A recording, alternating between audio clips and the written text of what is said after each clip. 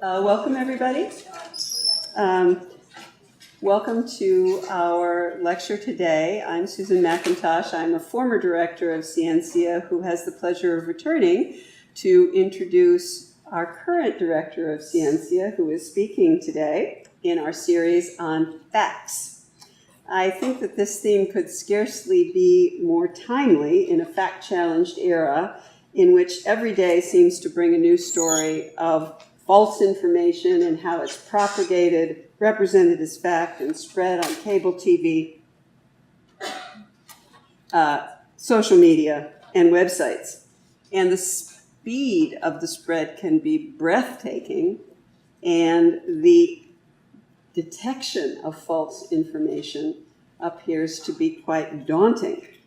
Stanford studied students at 6 different universities, including Stanford, and discovered that they are easily duped and unlikely to spend time assessing the source and credibility of websites. You may not be surprised to hear this. But in a more recent Stanford study that was reported just a few days ago in the Chronicle of Higher Education, PhD historians and undergraduates seriously underperformed professional fact-checkers in assessing website reliability. So there's a lot to be concerned about, not least of which is the epidemic of political conspiracies that have been rapidly propagating on media. We need to understand how a theory that, for example, Hillary Clinton colluded with the Russian government and WikiLeaks to effectively undermine her own campaign gets traction in the first instance.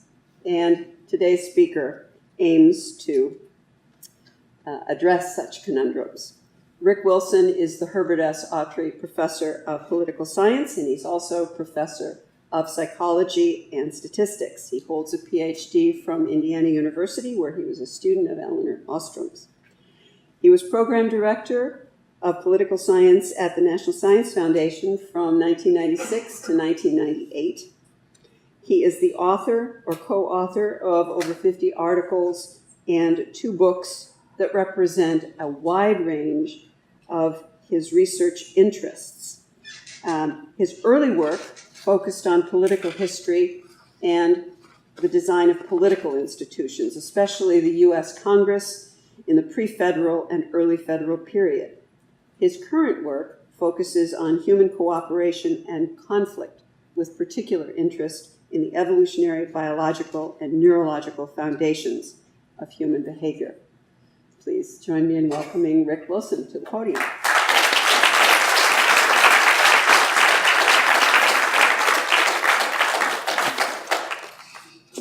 Thank you, Susan. I'm happy to be here. Hopefully I can entertain you a bit, because this turns out to be a very fun topic, as you might well imagine.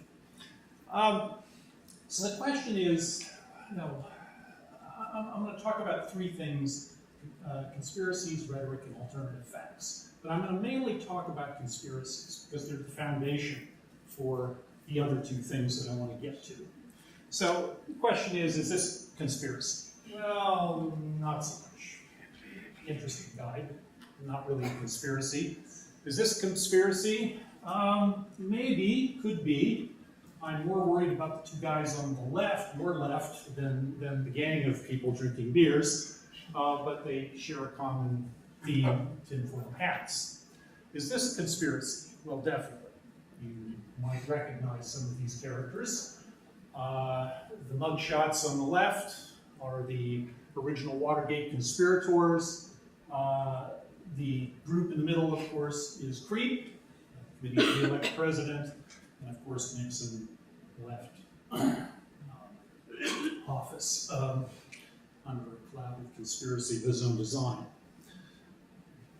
What about rhetoric? So, is this factual or rhetorical? Thank God our president tweets on a routine and regular basis, otherwise I wouldn't have enough material to cover.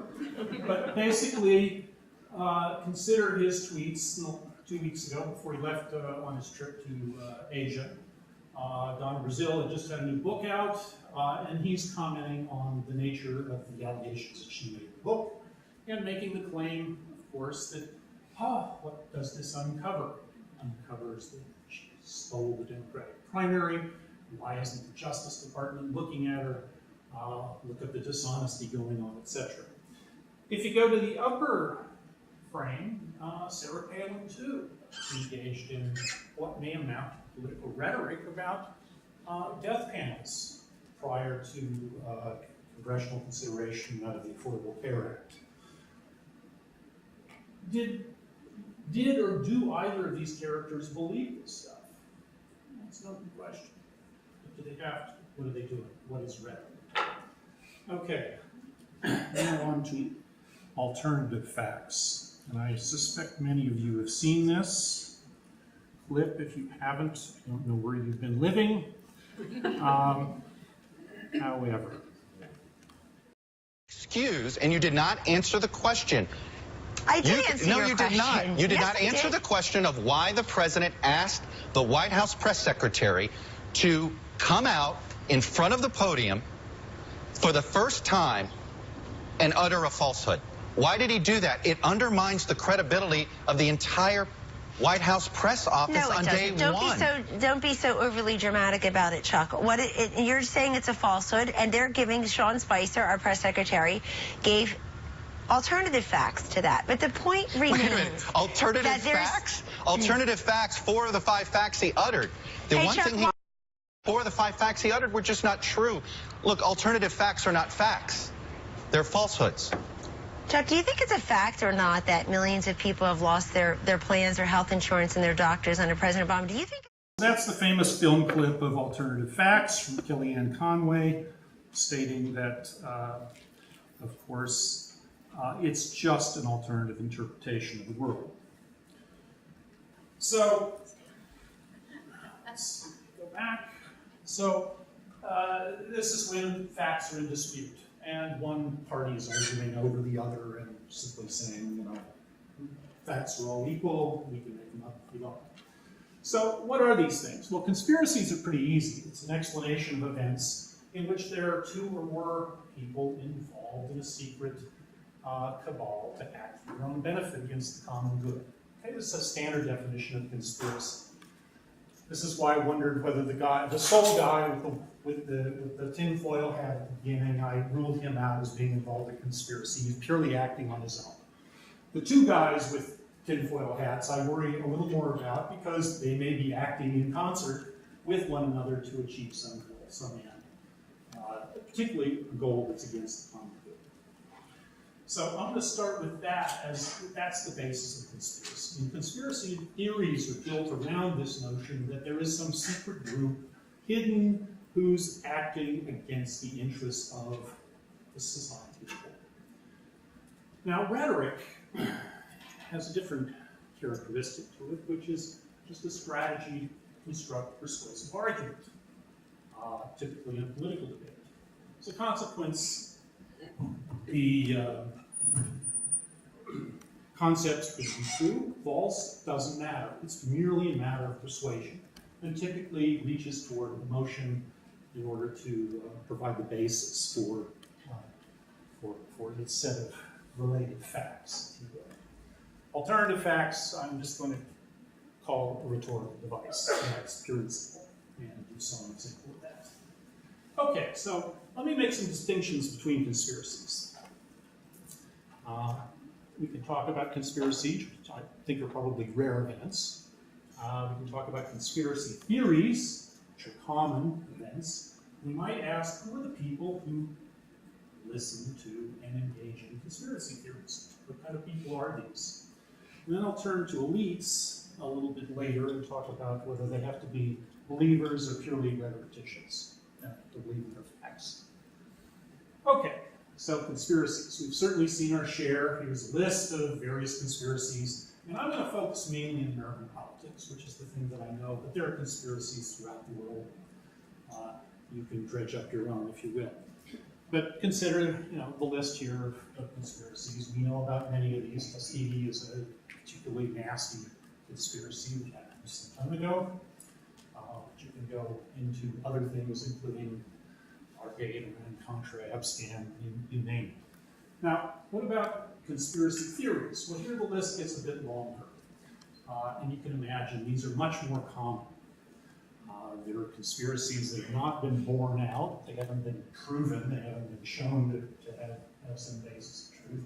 And they cover a wide variety of things, including Area 51, fraudulent elections with dead people voting. Pick your time frame for that, whether it's 1963, 2001, 2016.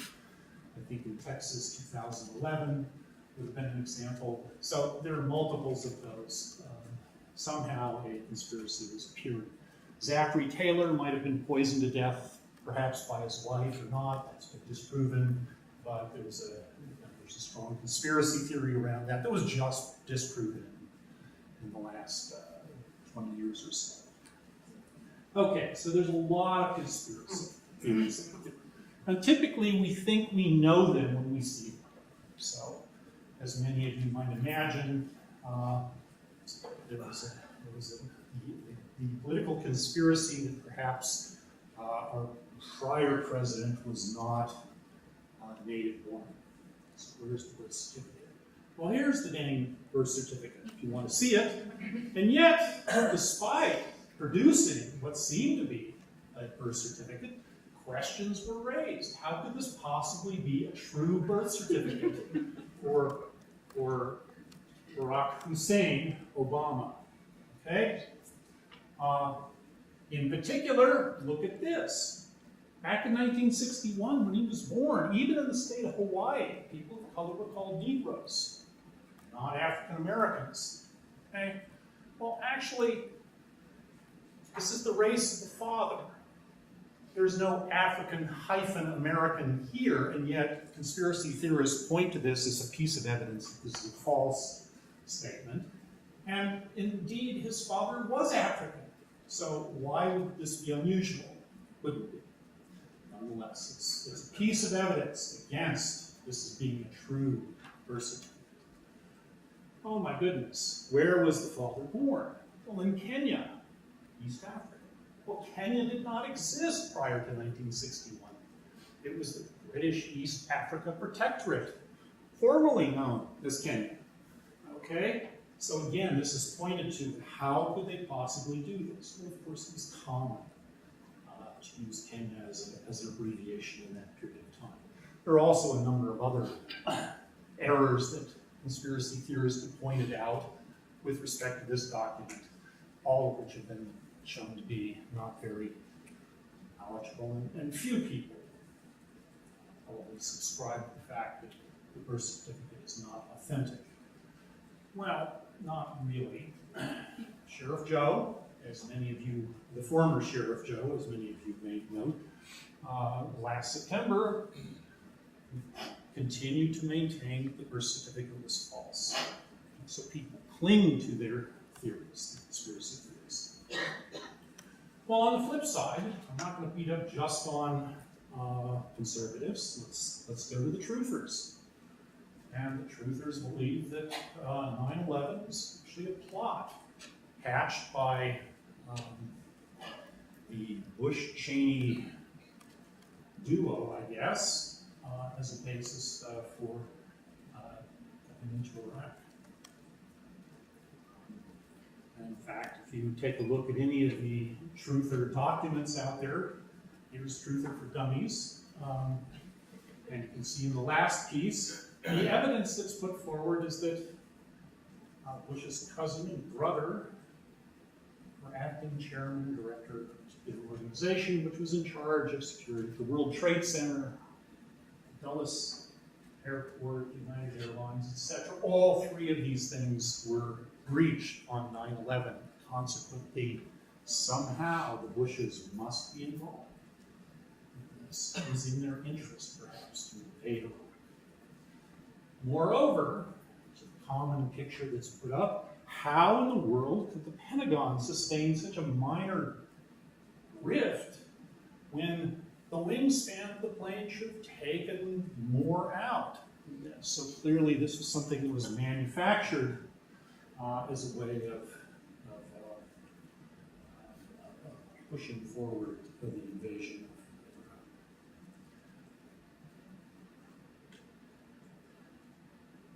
has sort of neglected the fact that when the plane impacted, the wings broke off and all that, but that's a minor matter. Okay, so what are the causes, what are the structural causes of conspiracies? Well, we could argue, that we live in a new age of conspiracies. This is a historically unique period. We have far more access to information than we ever used to, etc. So that could be an explanation. I'm going to go through this. Or it could be the rise of what's called stratimentation in the media, in which there's fragmentation of news outlets and there's stratification of news audiences. So you get more and more ideologically polarized news reporting, and people can pick and choose what they want to watch or read or listen to. And it could also be that it's just political polarization itself, which has given rise to the new conspiracies. But we live in an age of new conspiracies. Among the statements that have appeared is the British Crown is leading a group that's going to subjugate the Americas. And, this is not Lyndon LaRouche referring to Queen Elizabeth, or the Illuminati referring to Queen Elizabeth. This is, in fact, written by Thomas Jefferson as a partial draft, initial draft of the Declaration of Independence, in which he claims that George III is the one who's directing a conspiracy against the Americas, and goes on to list a whole bunch of unsubstantiated claims in the Declaration of Independence, stating that at the center of the conspiracy against the Americans is the Crown. Okay? So this is not new news, this is old news.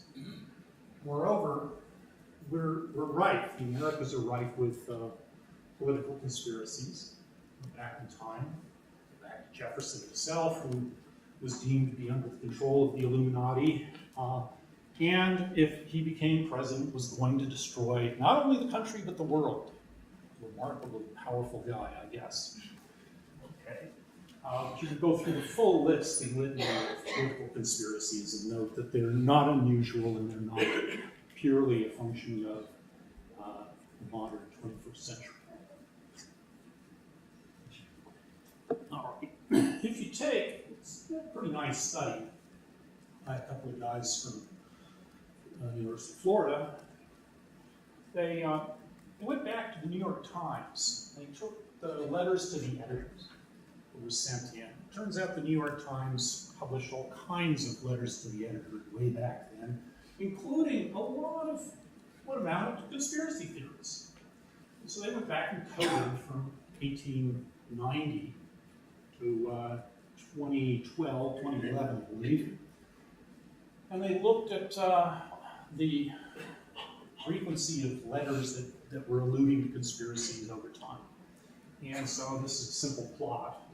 As you can see, there's kind of a steady state of conspiracy letters sent into the Times over time. There's some spikes. Gee, what a surprise. The 1950s represent a spike, the early 50s. We were all concerned with communists moving into the State Department, etc. at that time. It's a conspiracy. So the spikes are explainable, but basically the pattern is there's just a lot of conspiracies out there over time.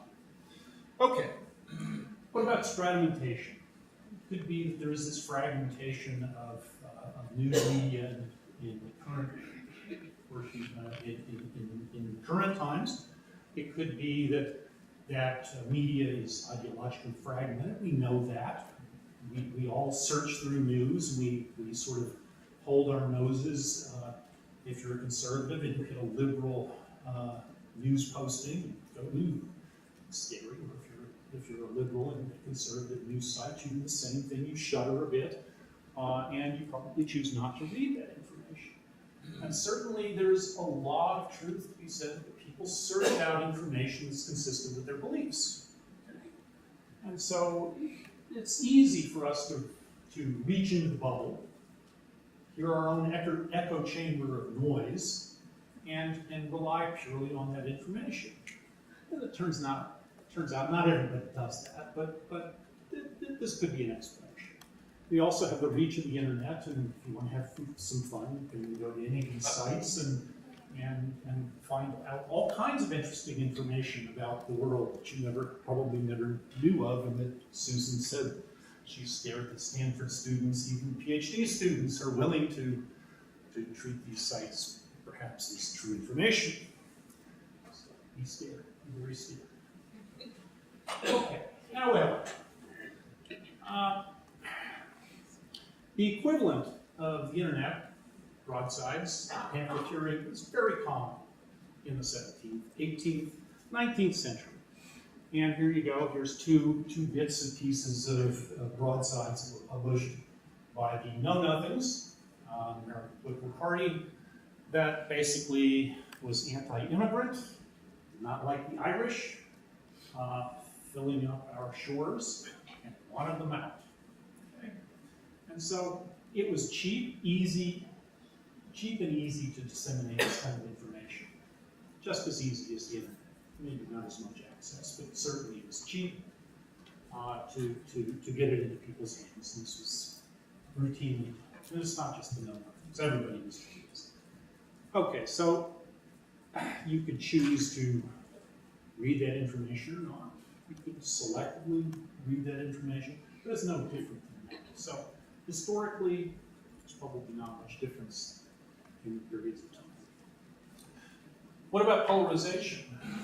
We talk a lot about, America is exceptionally polarized these days. Parties are further apart than they've ever been, etc. Well, maybe. If you go back in history and you look at voting measures in Congress, you just take a look at how often do people in Congress vote with one another. It's a common way of thinking about coherence and coalition building in legislatures. And so one measure is let's look at the ideological orientation of people who were in Congress and how they voted over time. And if we go back and look, we see is there are actually two periods of extreme polarization in this country. One is now, current period, we can see the Democrats are far removed from the Republicans. This is just their party means, so calculating how often they vote together, and Republicans and Democrats are voting with each other and against one another. But the same was true for a fairly lengthy period in the late 1880s up to about 1912, 1914. The same degree of polarization existed. And so it can't just be polarization that's driving political conspiracy theories. Now, are there partisan filters? Of course there are. So if you, it's a clever study in which subjects get to choose from a list of groups that they feel work in secret against the rest of us. And they take the data, they code it so that you can figure out which groups represent liberal conspiracies and which represent conservative conspiracies. And then if you plot it out by party affiliation of the people who are making these choices, what you see, no surprise, is that strong Democrats, even weak Democrats or leaning Democrats, tend to see Republican and conservative groups as engaging in conspiracies against the rest of us. And likewise, Republicans are doing the same thing. So there is this partisan filter. We're looking at information, we're processing it, and we're doing so through a partisan lens. So there's something there that would indicate that partisan filters are there. All right, but it depends on the issue. So if you think, if you take, this is a study from YouGov in December, last December. If you take a look at and ask questions about do vaccines cause autism? Well, Clinton voters tend to say no. Trump voters say yes a little more. If you ask them if the U.S. government helped plan the 9/11 attacks, there's really no difference between Clinton voters and Trump voters. So again, the partisan nature of the question maybe what drives people's attachments to conspiracy theories. Okay, so the structural causes that say, you know, the current historical period's not so unique. The media bubble isn't confined to the present, and partisanship is just an enduring part of American politics, and it shapes the way of the world. Fine enough, but it's not enough to cause this, what we think is a big spike in conspiracy theories. Well then, who are these people? Are they just kooks? So that's a possible explanation. I'm going to take away the structural explanations. I'm going to focus on people now. And it could be that, you know, it's just a weird assortment of folks out there who decide to engage in conspiracy theories. Now, to be fair, Lena Sandman is not a conspiracy theorist per se. She's actually wearing a spaghetti helmet as a form of religious protest, and went to suit with the state of Texas to ensure that she could wear her headgear for her photo ID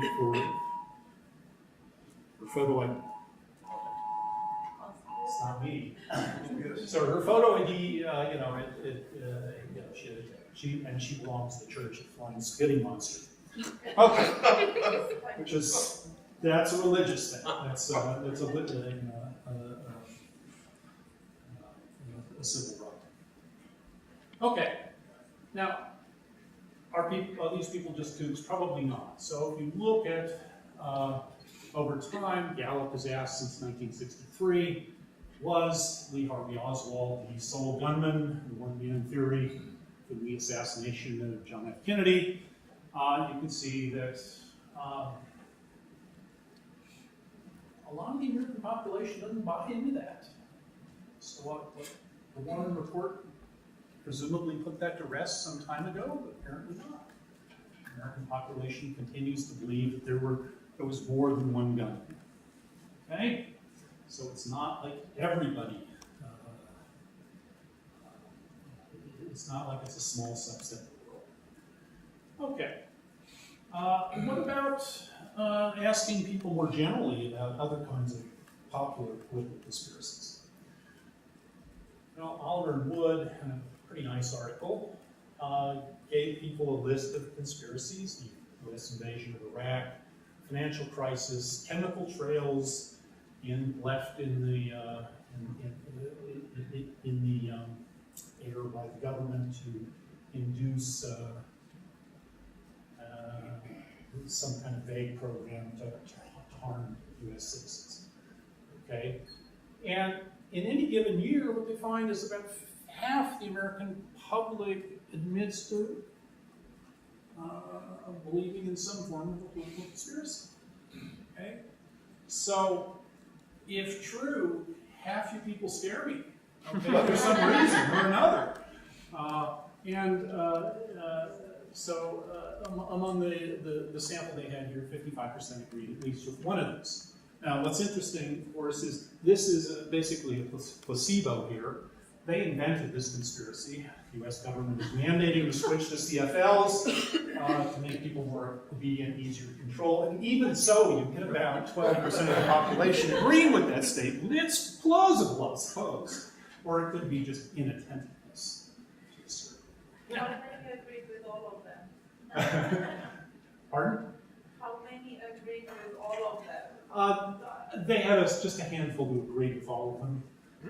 So in other studies, they show that people don't have a whole portfolio of things. So maybe 3 to 5%. People tend to pick and choose among their conspiracies, which is what I'm going to get to. So there's a couple of different explanations that we could offer here. One is kind of a conspiracist ideation, and the second is motivated reasoning. I'm going to go through both of these fairly quickly.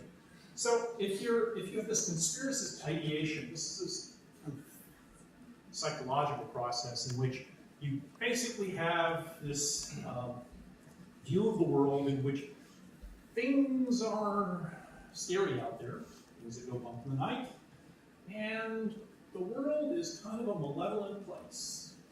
It's a battle between good and evil. And so if you have these two attributes, you might be more likely to believe in conspiracies. So these guys measure American attitudes, these predispositions toward things that go bump in the night. And here we are, 66% of the population believes in angels. Not too many below that believe in Satan.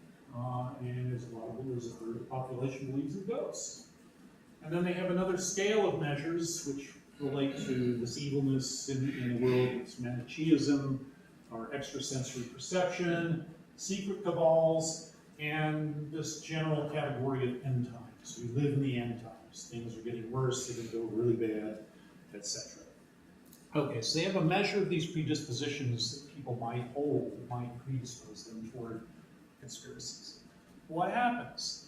So for each of these potential conspiracies that they have, it's a set of regressions. All you have to do is pay attention to the points that are in black that are above or below the line. And what you see is for truthers, end times, which really seems to propel people to want to believe in those conspiracies.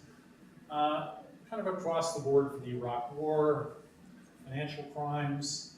The CFLs, it's the end times. These are really propelling the compact fluorescent bulb people who think that seems fine to believe in that kind of conspiracy. You can see the sense that these predispositions matter, and that's the bottom line of that piece of work. So conspiratorial ideation might work, might propel people. There's a second piece, though, that's here, which is motivated reasoning, and it requires three things. The individual has to have an ideological worldview. Okay, that's fine, to which the conspiracy might be linked.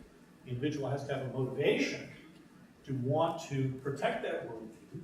So I see a piece of information, a fact, it doesn't quite fit my worldview, I gotta think of a way to make it fit my worldview, or I can reject it. Okay, and finally, the world, the individual sees the world as a secretive, malevolent place, a little like conspiratorial ideation. Okay, and motivated reasoning isn't too far off that. I've shown you a version of this before, but no surprise in the poll last December. Clinton voters believe that Russians hacked the elections. Okay, Trump voters, no. So partisanship filters out the information, and it's no surprise.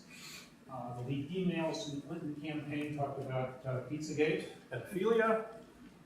The Clinton voters, not so much. The Trump voters, yes, absolutely, of course. So the question then is, how about, is it political tribalism? So it's just that I belong to this group. Do I then just look at information and try and process information purely on the basis of what my group identity tells me to do? Now, for those of you who were here for Catherine Hayhoe's talk last month, we talked a lot about tribalism as a way of understanding climate deniers. Okay, so in this particular study, respondents are asked about a bunch of different conspiracies. Obama's birthplace, Republicans stealing the election in 2004, weapons of mass destruction, etc. From this, they could form a conservative index and a liberal index. So these conspiracies go both ways, right? And they wanted to get, they want to use this as to see if people who are identified as Republicans or Democrats differ in the way they perceive these things. So they have an estimated effect of their ideology, their worldview, their knowledge, their political knowledge, how much they know about the world. This is asked just with a standard set of questions. Now that gives you rise to what they call motivated reasoning, that is to understand and want to fit facts into your worldview. And finally, they have a measure of malevolent work. They use as trust. Oh, so what do they find? Well, they find that at least for knowledgeable, low-trust conservatives, this increases their endorsement on the conservative index. So people who are low trust, high in political knowledge, and have a conservative index, they're more likely to believe in these conspiracy theories. Okay? But not really so much for the high trusters. So there's something about trust, this view of malevolence, that dampens their willingness to believe in conspiracies. For those of you who are liberal, probably good news here, it doesn't have any effect, okay? So it tends to, knowledge combined with well, actually, it's just knowledge itself that drives down your willingness to buy into these conspiracy theories. Okay, so political tribalism may matter, but it's going to matter on your tribe and how you view the conspiracy. So again, illegal votes cast in the election, or Russians tampering with the vote tallies. These things are going to depend on your political or ideological predisposition and how you interpret the facts. Okay, well, what about non-tribal? Non-tribalists. Okay, sure enough, for those of you who are football fans and remember Super Bowl XLIX, and remember Deflategate. Okay, the presumption was that footballs were deliberately deflated to give an advantage to one of the Brady guys. Okay, tell I'm not a football fan. Well, who would think that political scientists would go out and study Deflategate in a controlled experiment? Well, sure enough, a couple of guys, Kerry Nye and Valentino Liu, published a piece on exactly this. And the thing that they were concerned with was, would motivated reasoning work? So do you blame the National Football League for going on a witch hunt to take down Tom Brady? And for people who are Patriots fans agreeing on this statement, accuracy of claims, the NFL is punishing Brady. Okay, people who said somewhat are very, yeah, if you're a Patriots fan, you say, yeah, the NFL is screwing our player over here. This is not a good thing. Now, if you're a nonpartisan, no, you don't think that. Not rates are all that different. So what they're finding is that depending on which tribe you identify with, Patriots fan or not, you're going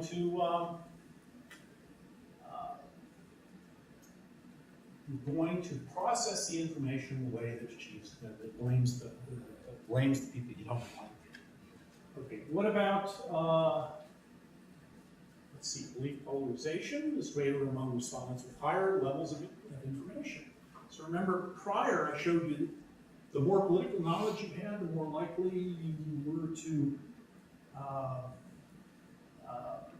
believe in some conspiracies if you're conservative. Well, does it work here? Yeah, it works here. So people who are Patriots fans that show a high level in the NFL or knew a lot about Deflategate, they really believe that the NFL is punishing Tom Brady. They don't find, partly in answer to your question, that people who hold general conspiratorial beliefs, they're not more likely to believe in Deflategate. Okay, so it's not just being susceptible to these things that causes you to do it. So this happens even in environments in which there's not political polarization. You just have to identify with a group, a tribe.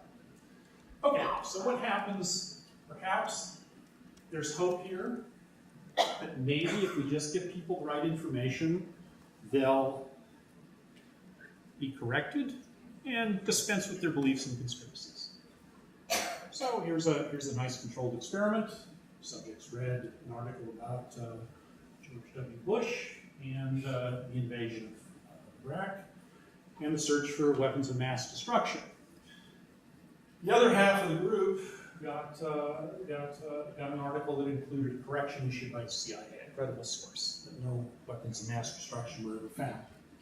So the good news is the effective correction tended to mediate, push down belief in the conspiracy, but only for liberals, not for conservatives. So there's this backfire effect that only works on one side of the ideological spectrum. Okay, so here's the question. Who's more likely to hold conspiratorial beliefs? Well, sadly, it's y'all. You're educated, you're informed. For the subset of you who believe in a malevolent universe, which I certainly do, much more likely to hold those beliefs, and tribal affiliation matters. So your group identity is going to direct the way in which you view the world and see the world. Okay, so that seems to be what drives people to buy into some of these conspiracies. I'm going to quickly go over this. The benefits, so this is part of rhetoric. So benefits, they're pretty straightforward. First of all, if you're a rhetorician, you don't have to believe your own lies. Oh, they're not lies, I'm sorry. You don't have to believe your own rhetoric. Okay? But you can use it, and you're using it in two ways. You can use it as a device to undermine opponents, or you can use it as a signal to your supporters. Oftentimes that signal to supporters may be to distract those supporters from the information at hand. We could use a recent case here. Still in the news, still unfolding. Judge Roy Moore from Alabama. Here's a set of his statements that he's made concerning potential scandal. And his argument, straightforwardly, is this is politically motivated. It has nothing to do with it. That this is all being brought on by his enemies. It's a conspiracy to ensure that he doesn't win office. It's a shame. He's old school. He doesn't tweet. He doesn't use social media much, so I couldn't find many good, juicy, salacious things that he sent out. We'll wait for the president to return from Asia to get those. Okay, so the question then to you is, does it work? Does this distraction, does this sidestepping, does this signaling to your constituents that this is really a conspiracy aimed not only at you but them, does it work? And sometimes it does. Okay. Now that I've said all this, is there a cure? Can I give you an inoculation against conspiracy theories? Not sure that I can, but let me give you 6 tests that you might use to determine whether or not you've run into a conspiracy theory or a true conspiracy. So let's first use openness race. But seriously, is the explanation that's offered the most parsimonious? Many of you might recognize this. This is Jade Helm 15, 2015. The Army announced that it was going to hold special operations in many states in the West. And unfortunately, bad planning, I think, on the part of the military, but they designated states with color codes. Red was hostile. And the red states tended to be Republican states, okay? And the blue states were permissive states, the brown states were uncertain, and so forth. So this was the official map that the U.S. Army put out, which was not a wise thing to do. This was grabbed a hold of by Alex Jones, who then turned it into a conspiracy that, guess what? Texas and the other states were about to be invaded, declared under martial law, and we were going to have to resist this. Now, that seemed a little lame at the time, except that the governor of our fair state directed the Texas State Guard to mount and monitor the operations of J-15. One of our illustrious members of Congress indicated that he was very concerned and that he was rather appalled that the hostile areas, the red areas, amazingly have a Republican majority, cling to their guns and religion and believe in the sanctity of the U.S. Constitution. He was highly incensed. Among the suggestions of things that were happening at the time, there were 7 Walmart stores that mysteriously were closed, with members of the conspiracy theory arguing that they were being set as stages for prisoners of war being taken by this operation of 1,500 specially trained special ops. Well, when the Secretary of Defense, Ashton Carter at that time, was asked straightforwardly, is the U.S. military planning to overtake Texas? The parsimonious response was no.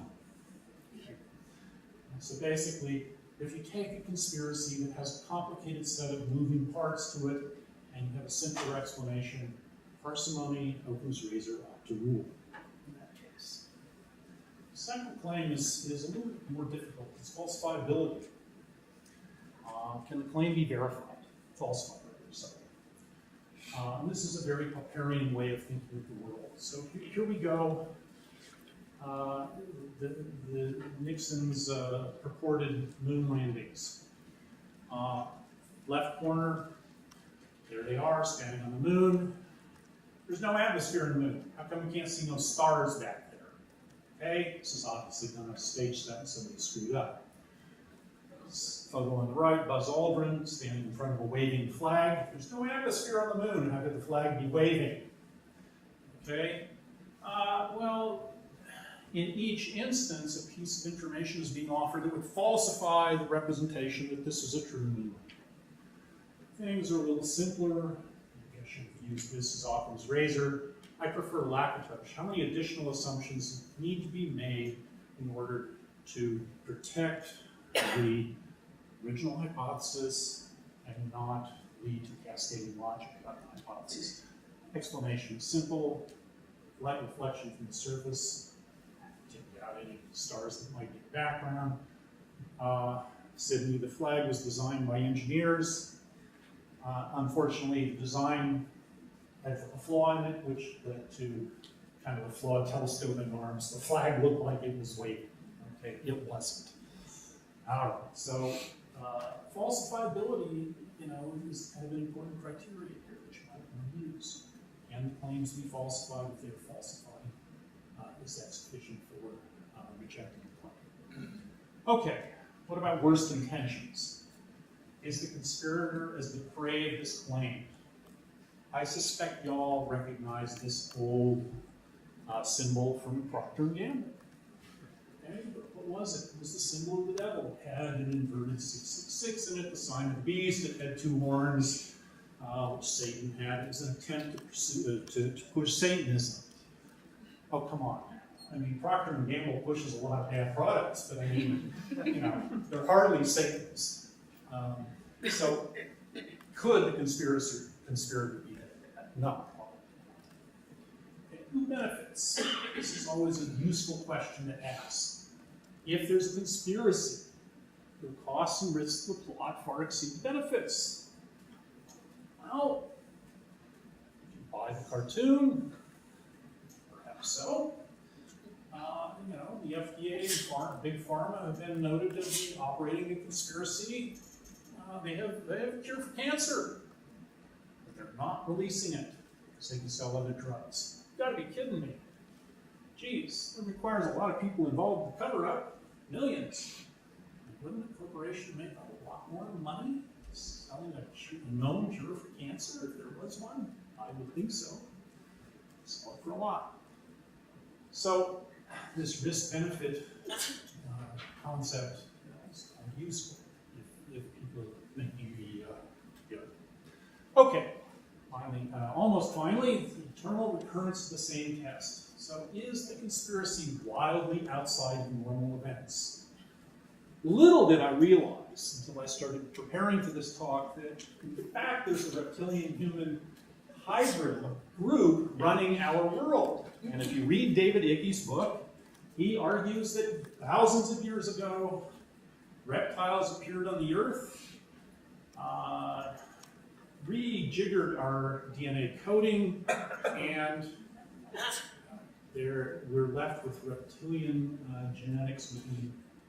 They're left with reptilian genetics in the brain, and they have control of the world. And the way to identify them, apparently, is with this list. Again, y'all scare me because here are two things that stand out. A love for space and science. I think many of you in this room probably have that love, so I may be suspicious of you, and you probably have deep compassion for the fate of mankind. So afterwards, the reception, I'll check you for green or hazel eyes as well, just to make sure. All right. Blood pressure. Yeah, blood pressure and all that. Absolutely. So again, things that are just outside the ordinary, be cautious. Finally, let me talk about the impartial spectator test. So does a conspiracy theory conflict with accounts given by impartial authorities?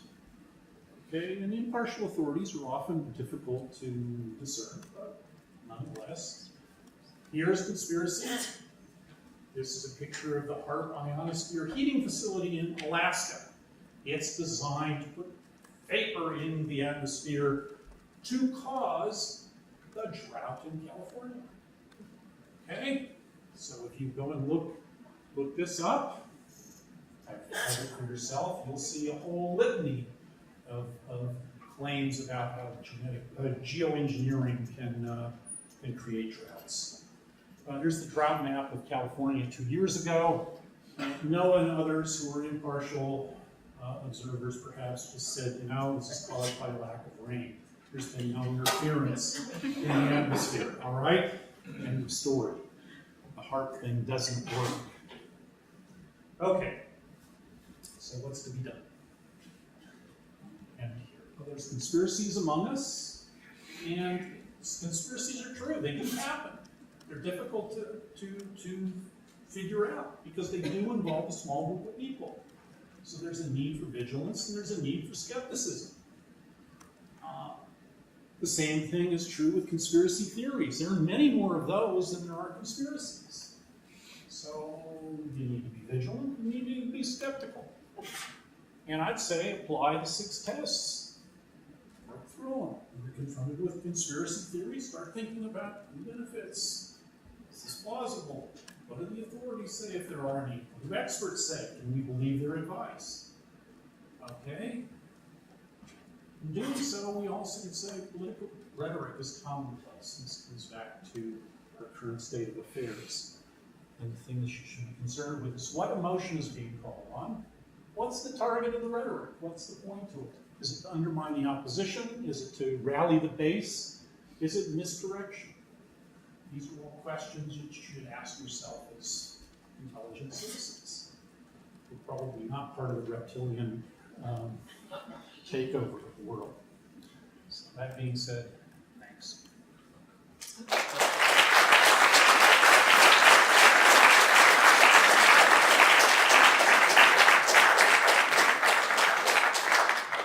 And we do have time for a few questions if there are any. You can ask me about your favorite conspiracy theory. Of course, if it's coming from you, it's a true conspiracy. Yes. Rick, thank you so much of interest, so many insights. Is it possible to argue that you may be underestimating the impact of the internet as a cause for what is happening today? I just don't know if the broadsides distributed to a tiny group of very local people can be made analogous to the fact that lies and untruths can be spread instantly to billions of people. So I'm just kind of mulling over that. I understand your concern. It's the same one that they had with Gutenberg.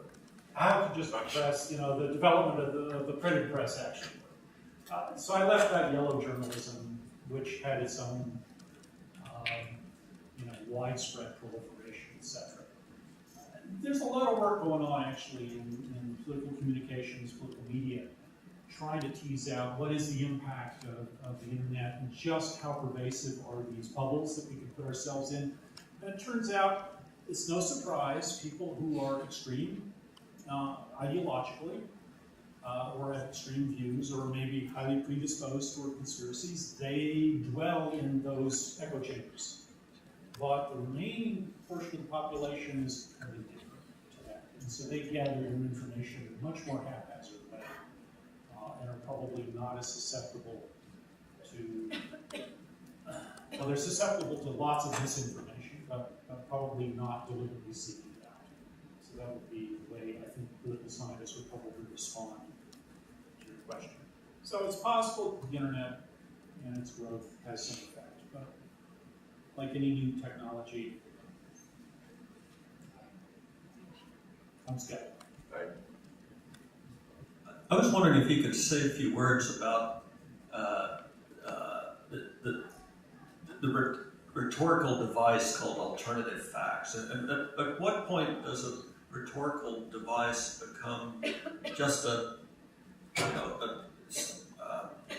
something that has no truth? I mean, surely, the way you talked about it, there's no such thing as truth. It's all rhetorical device. So how do rhetorical device and truth intermingle? Let me not leave you with thinking that there is no such thing as truth. Let me say in politics that one uses rhetoric to achieve one's goals, which is the exercise of power. Okay, so in terms of your statement of, when does an alternative fact become meaningless? So political rhetoric, and particularly the current use of alternative facts, is simply a way of either discounting your opposition, belittling your opposition, and that's certainly the way it's been used. So the false media, of course, can't possibly report anything in a true, unbiased manner. And what that does is erodes the value of that source of information. Okay? It's also used in this, try to put up the Judge Roy Moore, it's pure misdirection. Got a problem over here, I don't want to address it, let me shift the blame. Let me shift it to something else. And so again, alternative facts are very useful in the sense of political rhetoric of achieving your goals. Doesn't mean they're truthful statements. Okay, and it gets more into ethics, right? Like, is using a bold-faced lie as political rhetoric unethical? Dick, would you answer that? I would say, yeah, it's unethical, but why would you think politics is about ethics? I mean, in principle, it should be, right? I mean, we have a set of goals, a set of standards, and we have a set of things that is a nation that we abide by. And so when you begin using things like alternative facts, you begin eroding your confidence in those basic symbols of ethics and morality. And so that does diminish it. But again, politics is not always about doing the right thing. Politics is often about the exercise of power and wresting it to your advantage. That's the dirty side of my business. What's the good side? Rick, thanks so much. I was impressed with the wide range of conspiracies that you showed us and how some have disappeared. They had a moment at a time and then. So is there a theory about what causes conspiracies to disappear? And is there any reason to think that as conspiracies are debunked that can have some effect on the belief in the next conspiracy? Oh, good question. I'm not aware of anybody that looks at the half-life of conspiracies. And so some, like the Kennedy thing, just keep going on, even though, another 80,000 documents were just released, and yet they serve as the basis for people to scour through them and prove their point. One would have thought that the Obama birth certificate would have gone away, and yet Sheriff Joe still maintains that it's a fiction. So some of those, I don't know how long they can persist. You're right, many of them disappear under the weight of just sheer evidence and maybe observation that they can't hold them up. Why? Good question. I don't know what the half-life looks like for most conspiracy theories. Rick. Oh, no, not you. One of the things that you clearly left out was the role of social support in all of this.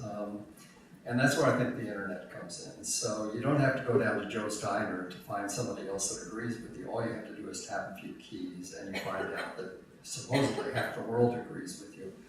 And I think social support is very important in all of this because one person can have a conspiracy with two people. It has to The conspiracies we care about are ones that are widespread. Lots of people believe across the country, and that's media driven. And in this day and age, the media is the internet. Well, I can certainly believe that your networks are pretty important, and I think that's what your social support groups look like. And it is the case that our social networks are being formed differently now than they were before. And so you might be right that the internet has done something to the way in which we construct the groups around us. So yeah, I think I was pretty light on the social context and social support groups. Pardon? It's because you're not a social psychologist. It's because I'm not a social psychologist. You're right. So yeah, I would give you that, and I think it would be really interesting to try and focus on how these networks grow, how they spread, what's the diffusion of conspiracies might be, and my guess is, again, we all listen to like-minded people. So when you and I get together for a beer, we spend a lot of time grousing about exactly the same things because we share the same beliefs. And there's no doubt about that. So thank you very much, everyone. If you'd like, were you going to say?